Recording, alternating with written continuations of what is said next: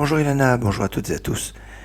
J'aimerais continuer notre réflexion sur le début de la paracha où on nous dit que Yaakov, a institué la prière de Harvit un peu malgré lui parce que il voulait faire la prière de son père, la prière de l'après-midi, la prière de Mincha, et le soleil s'étant couché, sa prière de Mincha est devenue la prière de Harvit.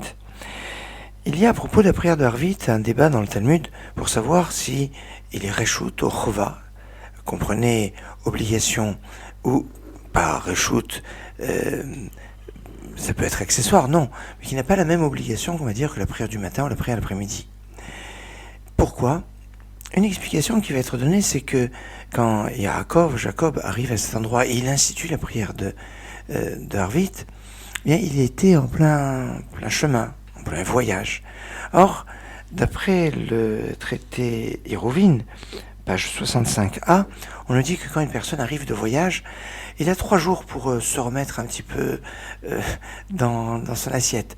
Que ce soit peut-être décalage horaire ou les voyages avant étaient particulièrement éprouvants, et pour pouvoir se retrouver, eh bien, il a besoin de 3 jours. C'est de là le principe où on nous dit que quand une personne arrive dans les 3 jours, doit essayer de s'efforcer de faire le gomel, la prière, pour remercier Hachem, remercier Dieu que le voyage s'est bien passé. Normalement, ça fait dans les 3 jours. Même si on a dépassé 3 jours, on peut encore le faire, mais c'est mieux de le faire dans les 3 jours. Parce que dans les 3 jours, on est encore un peu en arrivant de voyage. Et comme pendant ces 3 jours, eh bien, on est quelque part dispensé de prier parce qu'on n'a pas toute sa pensée et la prière exige une pensée, exige une conscience, eh bien, c'est pour ça que quand Yaakov a institué cette prière d'Harvit, où il était en plein voyage, cette prière d'Harvit ne peut pas être considérée comme une obligation absolue comme le reste, une obligation comme les autres téphilotes. On peut donner une autre explication, c'est que si c'était une obligation comme les autres prières, Abraham aurait dû l'instituer en premier. En effet, ce serait la première prière de la journée, puisque il est marqué dans le texte de la création, Vayi Boker, Yom Echad, il fait un soir, il fait un matin, c'est un jour. Le jour commence la veille, comme le vendredi soir pour Shabbat, etc. Et donc la première prière de la journée, ça devrait être Harvit. Si la prière du soir, si Abraham n'a pas institué Harvit, c'est qu'elle l'institue un peu particulier. Ou alors on peut dire que les prières sont indexées sur les sacrifices. Or il n'y avait pas de sacrifice la nuit. Les sacrifices sont les sacrifices du matin, de l'après-midi, et la nuit on mangeait, on faisait brûler les sacrifices qui avaient été offerts dans la journée. Ainsi, c'est comme ça que dans tous les livres de prière, on commence avec la prière du matin, parce que c'est indexé sur la voda, sur le culte, sur les sacrifices. Tout un programme de priorité, de prière du soir, du lien avec les sacrifices. Excellente journée.